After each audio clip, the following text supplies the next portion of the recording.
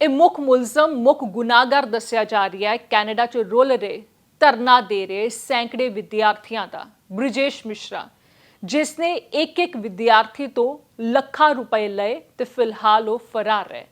Canada 'ਚ ਭਾਰਤੀ ਵਿਦਿਆਰਥੀਆਂ ਨੂੰ ਡਿਪੋਰਟ ਕਰਨ ਦਾ ਪੂਰਾ ਮਾਮਲਾ ਕੀ ਹੈ ਉਹ ਜ਼ਰਾ ਤੁਹਾਨੂੰ ਸਮਝਾਉਂਦੇ ਹਾਂ। ਪੜ੍ਹਾਈ ਦੇ ਲਈ ਕੈਨੇਡਾ ਗਏ ਸੈਂਕੜੇ ਭਾਰਤੀ ਵਿਦਿਆਰਥੀ ਕਥਿਤ ਤੌਰ ਤੇ ਇੱਕ ਸਕੈਮ 'ਚ ਫਸ ਗਏ ਨੇ। दरअसल कैनेडा सरकार ने ना स्टूडेंट्स नू डिपोर्ट करने का फैसला ले लिया है।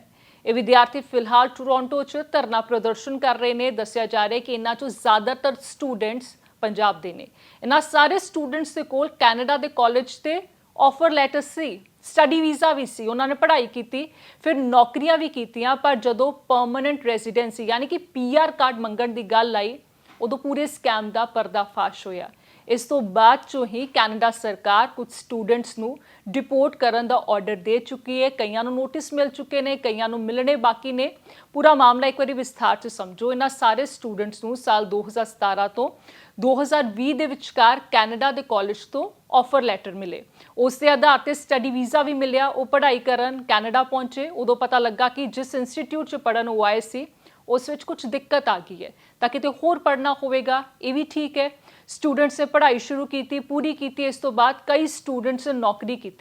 जदों स्टूडेंट कैनेडा का परमानेंट रेजिडेंसी यानी कि PR कार्ड लैंड पहुंचे उदों सरकार ने दस्सिया कि उन्हां दे ऑफर लैटर फर्जी ने।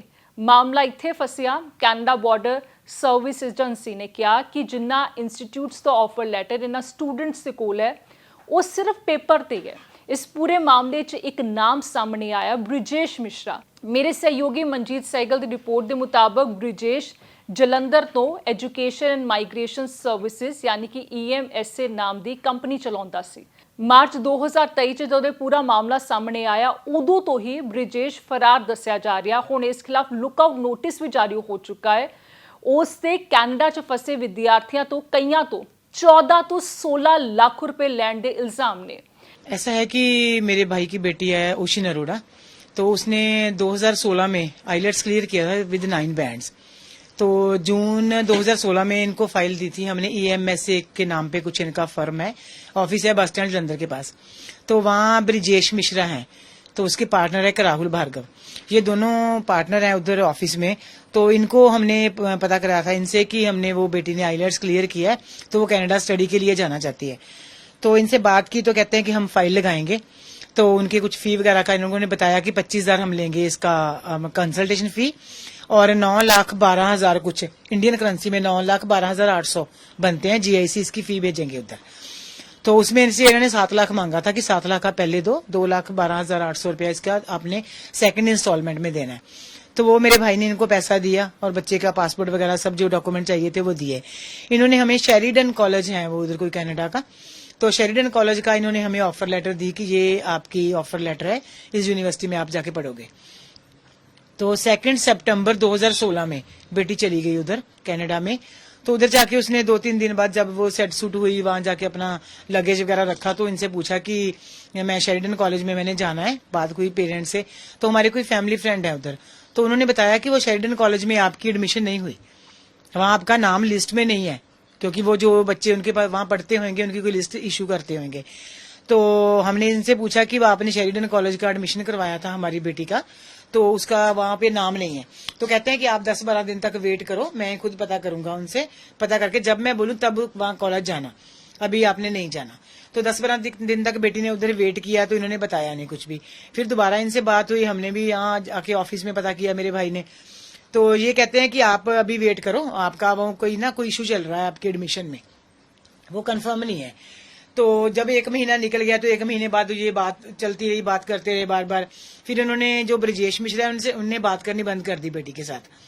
तो हमने इधर ऑफिस जाके पता किया कि बच्चे के साथ आप बात भी नहीं कर रहे हो, बता भी नहीं रहे हो, तो बच्चे ने पढ़ने कहाँ जाना है, कब जाना है। तो ये बोले कि नहीं, आपका उधर एडमिशन कैंसिल हो गया, तो आप कहीं और कॉलेज देखो और उधर पढ़ लो। तो बच्ची ने उधर जाके, वो अकेली ने क्या करना था, अभी ये 18 साल की भी उधर जाते समय हुई है 15 अगस्त को, तो सितंबर को वो चली गई है। तो हमारे वहाँ फैमिली फ्रेंड थे, तो हमने उनको बोला कि आप भाई कोई और कॉलेज पता करो, तो इसका वो टाइम ना खराब हो। तो लेकिन उसका फिर भी 1 सेमेस्टर वो ड्रॉप किया, उसने नहीं पढ़ पाई। तो बाद में उन्होंने कैम्ब्रियन कॉलेज को ही है उधर, तो वहां पे जाके एडमिशन करवा दी। मेरे भाई के फ्रेंड ने वहां 13 लाख रुपया हमें दोबारा से देना पड़ा, क्योंकि ये तो इधर हुआ ही नहीं। तो हमने इनसे पूछा कि अगर ये एडमिशन कैंसिल हुई है तो हमने पैसा दिया है, उसका क्या करेंगे? तो ये कहते कि आपका रिफंड आ जाएगा उधर से।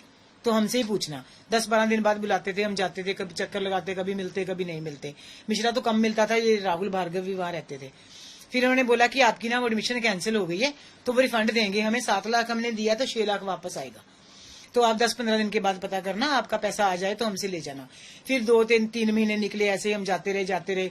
तो फिर बोला कि आपका 6 लाख हमारे पास आ गया है, लेकिन आपकी वो अमाउंट हमने कहीं यूज कर ली है, तो हम आपके देनदार हैं, हम आपको देंगे 6 लाख। तो आप बच्चे को कहीं भी उधर अगर कोई भी कॉलेज में अरेंज होता है तो आप पढ़ा लो। बच्ची ने उधर और कॉलेज में एडमिशन ले ली, तो इन्होंने हमें 6 लाख नहीं दिया।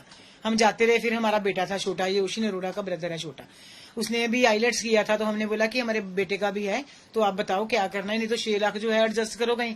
कहते आपकी बेटे की फाइल जब लगेगी ना तो उसमें एडजस्ट कर देंगे हम, आपका 6 लाख हमने देना ही है। तो लेकिन जब बेटे की फाइल लगानी थी तब ये मिले नहीं। ये कहते हैं कि ब्रजेश मिश्रा जो है वो कनाडा गया हुआ है, राहुल भार्गव कहते हैं वो आएगा तभी होगा। तो आपको पता है टाइम कम रहता है, तो हमने आईलेट्स क्लियर किया था, हमने किसी और एजेंट से वो उसका करवा लिया, तो वो बेटा भी चला गया बाहर। तो हमारा टोटल 20 लाख हो गया, साथ इनको दिया हमने 13 लाख हमारा उधर दोबारा से लग गया। तो बच्चे का एक सेमेस्टर खराब रहा, 6 महीने वो फ्री रही, उसके बाद उसने नेक्स्ट सेमेस्टर में पढ़ना शुरू किया। लेकिन हमने इनको 2-4 बार जाके पूछा, पैसा नहीं दिया। तो हमने सोचा चलो बच्चा है उधर सेटल हो गया है और कॉलेज में पढ़ रहा है, तो क्या करेंगे, झंझट नहीं चाहिए, तो कुछ नहीं किया। उसके बाद क्या हुआ कि अभी 2022 में लास्ट ईयर जब इसके बच्चे की पढ़ाई भी पूरी होगी, उसके बाद ये काम करना शुरू कर दिया। काम का भी टैक्स टूक्स गवर्नमेंट को पे करती रही। तो जब इसने पीआर की फाइल लगाई, तो जैसे हमारे इधर बॉर्डर सिक्योरिटी फोर्स है, वहां कोई बॉर्डर सिक्योरिटी का कोई ऑफिस रहता है उनका, तो उनके पास फाइल गई। तो वो उसने बच्चे की इंटरव्यू किया इसको, तो वो बोले कि आपका जो फाइल के साथ आपका ऑफर लेटर है यूनिवर्सिटी का, वो फेक है। आप फेक लेटर ऑफर लेटर लेके आए हो, यूनिवर्सिटी ने आपको ऑफर लेटर नहीं दिया। तो बच्ची ने उधर बोला, उनको इंटरव्यू में बताया कि मैं तो माइनर थी तब, तो ये मिस्टर मिश्रा हैं जिनसे मेरे पेरेंट्स ने फाइल लगवाई थी, तो मेरे पार्ट पे नहीं है, मैंने नहीं कुछ अरेंज किया। जिसके फाइल लगाएंगे तभी वो ही ऑफर लेटर मंगवा के देते हैं। तो फिर उसका वो उधर केस पेंडिंग है अभी तक। पीआर की फाइल क्वेश्चनेबल हो गई, वो उधर उसको पीआर नहीं दे रहे। तो उसके कारण हुआ क्या है कि अभी हमने इधर इनसे पूछना शुरू किया, ये जो राहुल भार्गव रहते हैं ऑफिस में इधर, वो कहते हैं कि ब्रजेश मिश्रा जो फेडरल कोर्ट में उनको भेजा हुआ है, वो आपका केस उधर लगाया है और बहुत सारे और बच्चे भी हैं, हम वो केस जीत जाएंगे। जब वो केस जीतेंगे तो आपकी बच्ची का भी वो पीआर का काम हो जाएगा। तो लेकिन अब तक इन्होंने हमें कोई किसी तरह का कोई ना तो कोई एश्योरेंस है, ना ही कोई काम हुआ है उधर। तो फिर हार के हमने ये इसी मार्च में कंप्लेंट किया पुलिस के पास। जब ऑफर लेटर फेक थी तो वीजा कैसे मिला? वो तो इमिग्रेशन चेक करता है जी, हमने तो कौन सा चेक करना है। ਜਾਣਕਾਰੀ ਦੇ ਮੁਤਾਬਕ ਪੰਜਾਬ ਪੁਲਿਸ ਨੇ ਮੁੱਖ ਮੁਲਜ਼ਮ ਬ੍ਰਿਜੇਸ਼ ਮਿਸ਼ਰਾ ਦੇ ਖਿਲਾਫ ਕੇਸ ਦਰਜ ਕਰ ਲਿਆ ਹੈ। ਪੁਲਿਸ ਨੇ ਬ੍ਰਿਜੇਸ਼ ਦੇ ਇੱਕ ਸਾਥੀ ਨੂੰ ਫੜਨ ਦਾ ਦਾਅਵਾ ਕੀਤਾ ਹੈ, ਪਰ ਇਹ ਸੋਚੋ ਕਿ ਕਿੰਨੀਆਂ ਆਰਥਿਕ ਤੰਗੀਆਂ ਚੋਂ ਨਿਕਲ ਵਿਦਿਆਰਥੀ ਕੈਨੇਡਾ ਦਾ ਰੁਖ ਕਰਦੇ ਨੇ। ਇਹ ਕਿਸੇ ਤੋਂ ਲੁਕਿਆ ਨਹੀਂ ਹੈ। ਉੱਥੇ ਵਿਦਿਆਰਥੀ ਹੁਣ ਧਰਨਾ ਦੇ ਰਹੇ ਨੇ। ਇੱਥੇ ਪਰਿਵਾਰ ਪਤਾ ਨਹੀਂ ਕਿੰਨੇ ਕਰਜ਼ਿਆਂ ਦੇ ਬੋਝ ਹੇਠ ਦਬੇ ਹੋਣ। ਇੱਕ ਵਿਦਿਆਰਥੀ ਤੋਂ 14 ਤੋਂ 16 ਲੱਖ ਰੁਪਏ ਤੇ ਹੋਰ ਕਿੰਨੇ ਖਰਚੇ ਹੋਣਗੇ। ਅੱਗੇ ਹੁਣ ਭਵਿੱਖ ਧੁੰਦਲਾ ਹੁੰਦਾ ਜਾ ਰਿਹਾ ਤੇ ਉਸ ਬੇਗਾਨੇ ਮੁਲਕ 'ਚ ਜੱਦੋ ਜਹਿਦ ਹੋ ਰਹੀ ਹੈ ਭਵਿੱਖ ਬਚਾਉਣ ਦੀ।